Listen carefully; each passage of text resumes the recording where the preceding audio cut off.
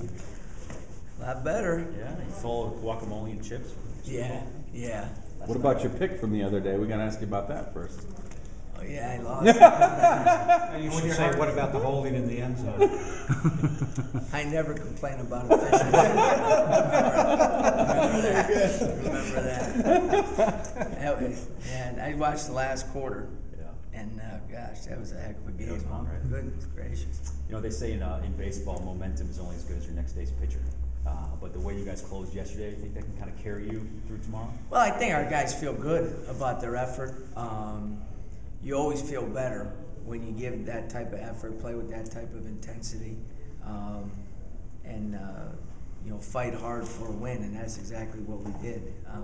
And I thought we did it for 40 minutes. We just did it a little better those last 8 minutes. Our guys, as I said, even after losses, we're the same team. We're just getting a little bit better every day. And it came together during those last 8 minutes. But as I said, I thought those 40 minutes were really good basketball against a really good team. And so there's going to be, give and takes during the game. And we gave a little more at the end of the first half, and we took a little more at the end of the game. Last week we were talking about getting that 12th win and how you're like, yeah, look at that, but it's a tangible thing that you can see, you can taste. When you show the film of the guys, the way you executed defensively, getting the block shots and creating easy baskets, that's something they can see. Proof is in the pudding. When you represent on the defensive side of the ball, it translates. Well, yeah, there's no question. Our defense was really good, and they created some offensive opportunities for us. To score to 38 points, I think, in the second half, that was kind of fueled by our defensive effort. And all of a sudden now you're getting some easier shots because of some transition baskets, getting the ball in the post and getting some shots around the basket. And, things become a little easier after that. And then you get a couple breaks. You miss a couple shots and you're playing hard. Now you get a finger on the ball. The last basket that Mufon made, probably to play the game that probably no one recognizes, is when Chris missed it. Daniel got his hand on the ball. He couldn't control the rebound, but he tipped it out, and we were able to get it, which gave us that last shot. And so those are the type of things.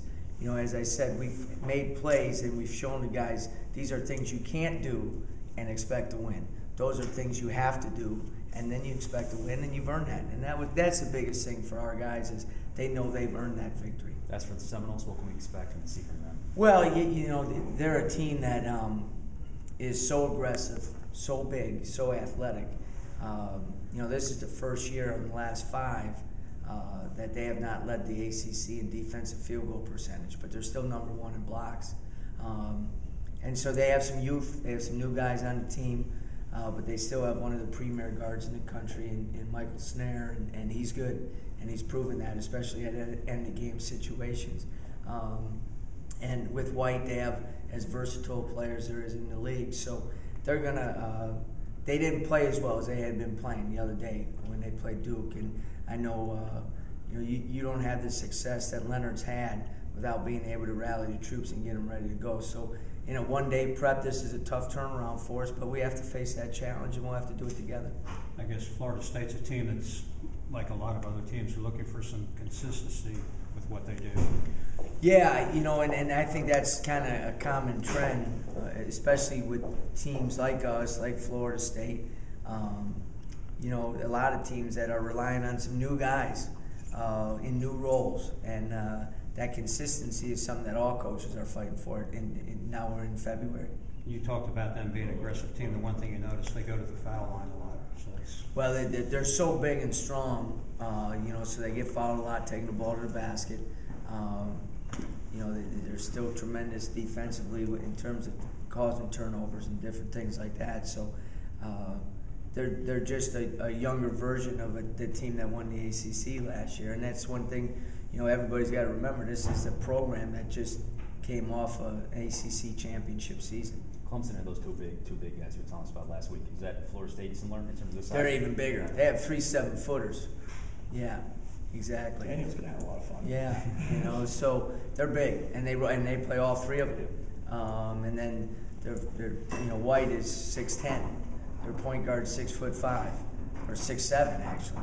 So they're big, long, and when they play Florida State style basketball, you know, they've beaten a lot of quality teams. What if that 4 losses in conference? What if teams play successfully to counter that size? Well, you have to take care of the ball against them, and you need to have quality offensive possessions. And you know, obviously that's been a big key for us all year long. I thought that was a big key yesterday. We didn't have one turnover in the last 8 minutes of the game. When you get into that time of the game, you have to get a quality shot, or at least produce a shot.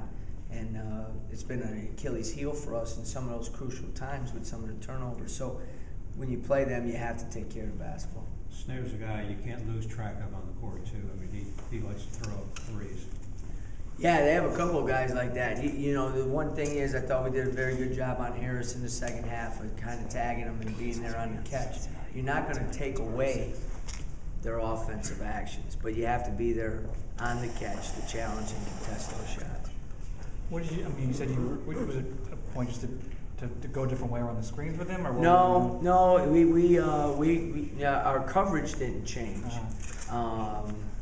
You know, again, Marcus guarded him and did a very good job on him, and that's a challenge for a freshman because, as I said yesterday, what they do is every time you make a mistake, they take advantage of it. In the first half, we had 2 missed switches between guards, and they had 6 points on that. So instead of being down 3 at half, we're down 9, and that's, if you have those same mistakes in the second half, you probably don't win the game. So again, it takes a determined effort.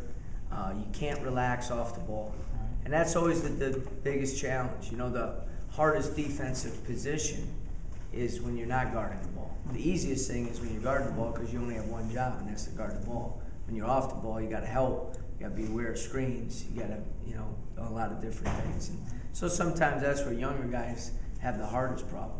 You've joked about that before about finding someone on campus that was guys can guard. I'm curious with those 3 in particular, Robert and Marcus and Chris, how have they done defensively? I think they've done a tremendous job. With as many minutes as they've played, for us to be as good defensively as we are is a testimony to their commitment to playing,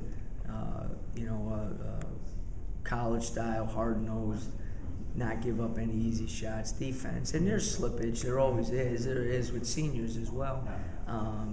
But those guys have come to work every single day and understand how important it is for us.